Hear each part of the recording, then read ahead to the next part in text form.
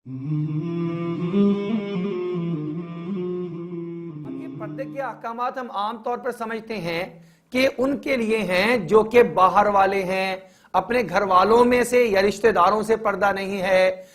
आज हम इस बात को समझेंगे कि इंसान का पर्दा किस किस से होता है। अल्लाह जल्ल शानहू ने मर्द और औरत दोनों को पैदा फरमाया। मर्द और औरत को पैदा फरमाने के बाद इनकी नस्ल को बरकरार रखने के लिए शरीयत मुताहरा ने एक तरीका वज़ा फरमा दिया। उस तरीके को निकाह का तरीका कहा जाता है। अब समझना यह चाहिए कि किन किन रिश्तों से निकाह करना जायज है और किन किन रिश्तों से निकाह करना हमेशा हमेशा के लिए हराम है। इसको मुहर्रमात अबदिया भी कहा जाता है।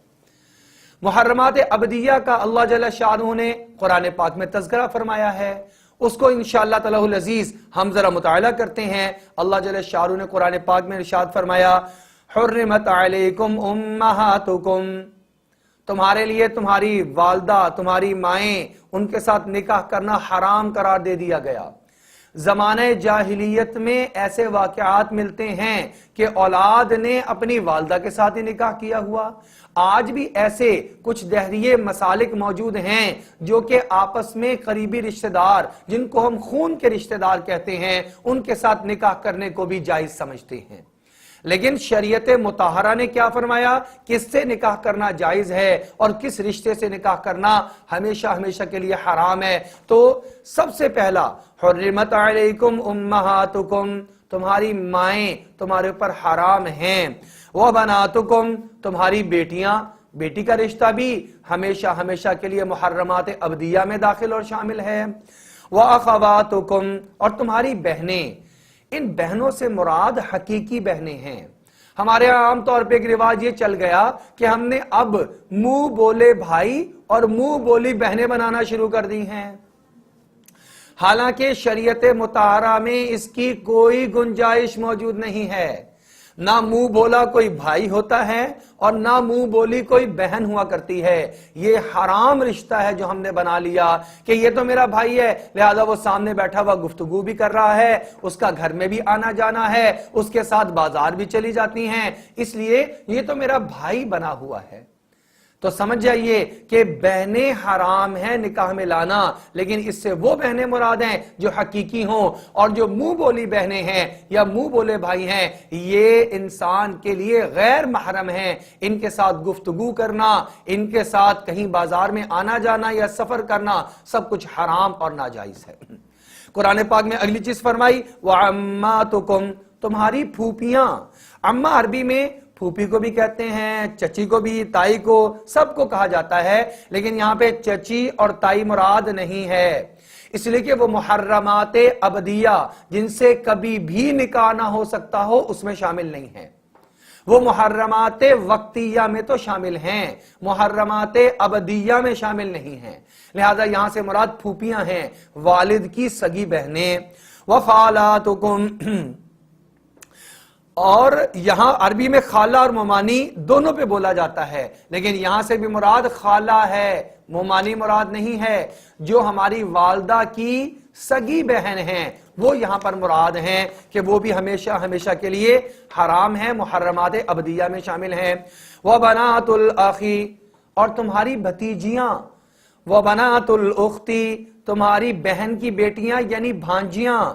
व उम्महातुकुम अल्लाती अर्ज़अनकुम, और तुम्हारी वो माएं जिन्होंने तुम्हें दूध पिलाया है, यानी रज़ाई वालिदा।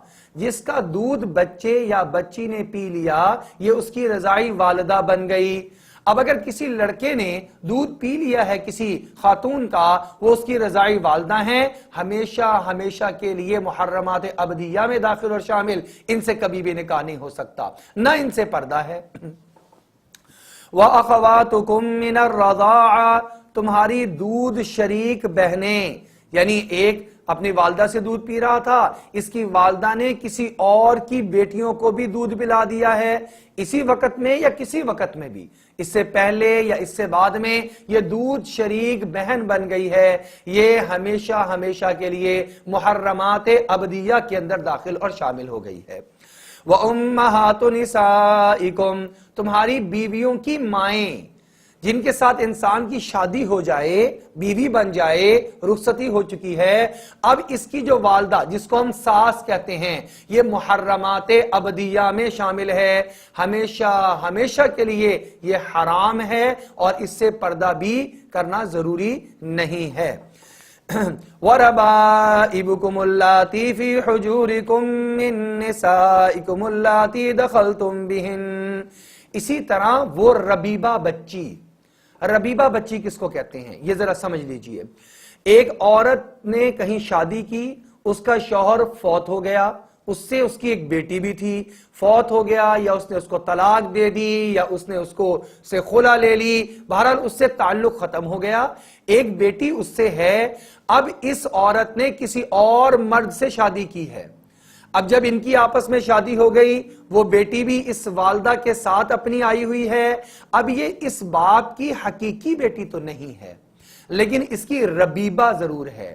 جس عورت سے اس کا نکاح ہو گیا اس عورت کا خون اس میں شامل ہے، کسی اور شوہر سے ہی صحیح لیکن اس کا جزو شامل ہے، لہذا اس کو ربیبہ کہا جاتا ہے۔